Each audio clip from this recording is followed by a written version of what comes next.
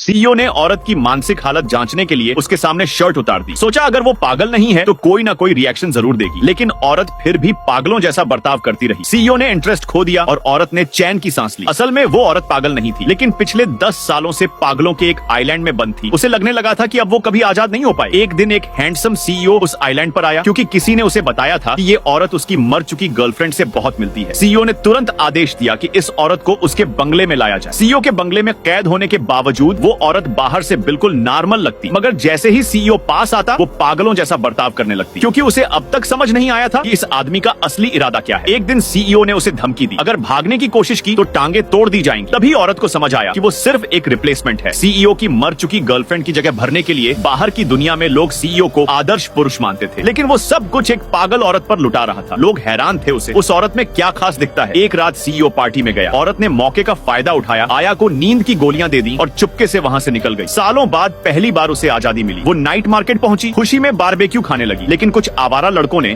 उसे छेड़ने की कोशिश की। उसने एक के हाथ में बारबेक्यू की सीख घुसा दी और बदले में उसे एक फेक आईडी बनवाने को कहा। उसी दौरान सीईओ के बॉडीगार्ड्स मार्केट पर चढ़ दौड़े। औरत ने अपना भेस बदल लिया, मगर जैसे ही सीईओ का असिस्टेंट दिखा वो डर के मारे छुपने लगी, क्योंकि अब वो जान चुकी थी खेल खत्म होने वाला है। आखिरकार सच सामने आया। सीईओ अपनी खोई हुई गर्लफ्रेंड की कमी पूरी कर रहा था, मगर औरत अब किसी की कॉपी बनकर नहीं जीना चाहती थी। उसे अपनी पहचान चाहिए थी, अपनी आजादी, अपनी नई जिंदगी।